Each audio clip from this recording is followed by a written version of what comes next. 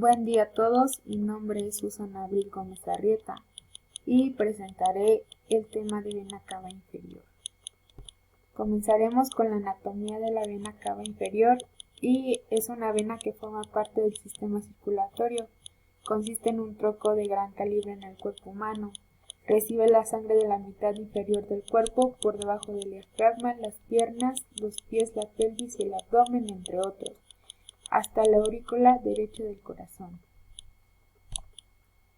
Bien, seguimos con su origen. De esta vena es de 22 centímetros de largo y 3 centímetros de diámetro, formada por la unión de dos venas ilíacas primitivas a nivel de la porción superior de la quinta vértebra lumbar, que es derecha e izquierda. También está conformada por la vena ilíaca externa y la vena ilíaca interna. Su terminación desemboca de la pared inferior de la aurícula derecha donde presentan una válvula semilunar llamada válvula de Eustaquio.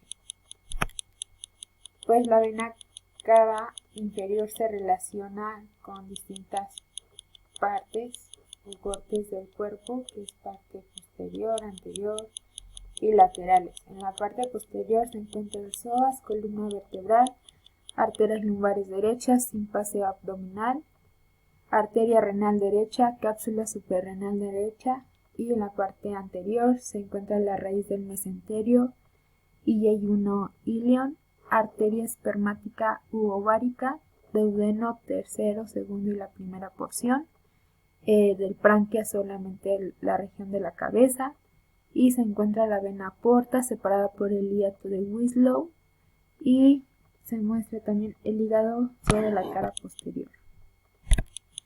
En la parte lateral derecha se encuentra el colon ascendente, uréter derecho, riñón derecho, cápsula suprarrenal a la que cubre parcialmente, y en la parte lateral izquierda se encuentra la aorta y los ganglios abdominoaórticos. Bien, pues la vena cava inferior tiene los siguientes afluentes, que en las venas se encuentran las venas diafragmáticas inferiores. Son dos por cada una arteria y desembocan en un tronco común en la cara anterior de la vena cava inferior. Reciben la vena suprarrenal superior. Por siguiente, siguen las venas lumbares. Son satélites de las arterias, están anastomosadas entre sí, constituyendo la vena lumbar ascendente, la cual forma al unirse con la 12ª vena intercostal de la raíz externa de la vena ácigos mayor a la derecha y a la hemiácigos inferior a la izquierda.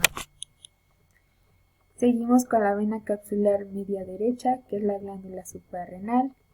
Venas renales son dos, derecha e izquierda. Esta es la última más larga y pasa por delante de la arteria aorta y por detrás y debajo de la arteria mesentérica superior. Reciben venas de la cápsula suprarrenal del uréter, y la vena renal izquierda recibe la vena espermática u ovárica izquierda y la vena armedia izquierda, y la vena testicular, que es espermática u ovárica derecha. También venas suprahepáticas se originan en el hígado y conducen a la vena cava inferior toda la sangre que llega a este órgano a través de la arteria hepática y vena porta. Se dividen en mayores y menores. Las venas suprahepáticas mayores son generalmente 3, derecha, media e izquierda, y las venas menores suprahepáticas son 20 aproximadamente. Se abren de la vena cava inferior por debajo de las muñecas.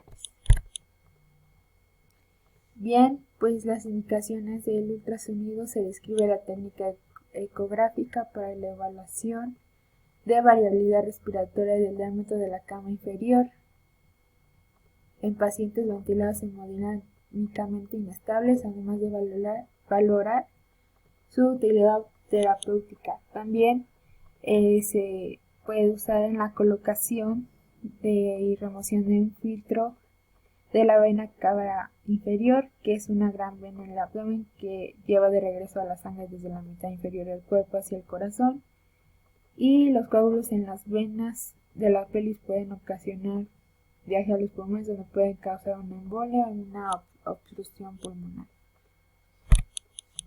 Bien, pues para la preparación es en ayunas. El día anterior no hay que consumir grasa, ni lácteos, ni café, ni gaseosa. Puedes desayunar bien y bien tu dieta. Bien, en la posición del paciente, pues es de cúbito supino y hay que utilizar un transductor matriz en fase. Y para realizar el examen ecográfico de la vena cava inferior, se utiliza un transductor, como antes mencionado, de matriz en fase con un tipo de examen cardíaco. La vena cava inferior se evalúa a nivel del hígado y del diafragma. En el transductor se coloca a la derecha de la línea media epigástrica con el marcador de orientación hacia los pies del paciente. Este examen también puede realizarse utilizando un tipo de examen abdominal con el marcador hacia la cabeza del paciente. En esta vista se identifican el hígado, el diafragma, la aurícula derecha y la vena cava inferior. Puedes arrastrarlo de lado a lado para que puedas distinguir la vena cava inferior de la aorta. La aorta tiene paredes más grandes y es más pulsátil, y en este nivel pues se identifican las ramas mesentérica, superior y celíaca de la aorta. Y pues recordando que la vena cava inferior tiene paredes delgadas y su calibre cambia al momento de respirar, cambia su diámetro. Disminuye la vena cava inferior cuando respiras y aumenta con expiración. Bien, pues nos falló la vena cava normal. Como antes lo he dicho, se realiza un corte ecográfico longitudinal video con un transductor convencional en modo B para visualizar la vena cava inferior. En el cursor se coloca en modo M, aproximadamente a 3 centímetros de la aurícula derecha, y se genera un máximo y mínimo en un solo ciclo respiratorio, en inspiración y expiración respectivamente. Se calcula la variación expresada en porcentaje de acuerdo a la fórmula. Variabilidad igual a diámetro máximo de vena cava inferior -D mínimo de máximo. Los pacientes deben estar sedados y ventilados mecánicamente a un volumen controlado de 8 a 10 miligramos por kilogramo con una frecuencia de 16 ciclos sobre segundo y a 0 grados de inclinación. Se lleva a cabo una primera evaluación de la variabilidad significativa. Puede reevaluarse después de la reposición de los fluidos, así hasta alcanzar el valor deseado, como mostraré en la figura 1, 2 y 3 y 4, hasta 3. En caso de no observar la variabilidad significativa en el calibre de la vena cava inferior, se interpreta el paciente no beneficiará la reposición de lípidos en la figura 4. Bien, pues en la primera figura podamos ver el corte longitudinal de la vena cava inferior con aplicación del modo M, que en esta se visualiza la variabilidad del calibre, que es aproximadamente al 50% con el ciclo respiratorio del paciente. Y pues aquí recibió reposición de volumen al momento de respirar. En la segunda figura del corte longitudinal de la vena cava inferior en modo M del mismo paciente, 15 minutos después de la reposición, muestra disminución de la variabilidad, aproximadamente el 37% del cambio de calibre. En la tercera figura se muestra un corte longitudinal de la misma vena cava inferior en modo E del mismo paciente 25 minutos después de la reposición. Identifica una mayor disminución de variabilidad, aproximadamente de 22%, a la correlacionable con la respuesta del tratamiento. Y en la cuarta figura representa un paciente diferente que no muestra cambios y es significativo en el calibre del vaso. Bien, pues en la vena cava inferior anormal existen las anomalías. Las lesiones más frecuentes es la interrupción de su curso abdominal con el drenaje al corazón a través del sistema venoso de los hacigos o hemiciáticos.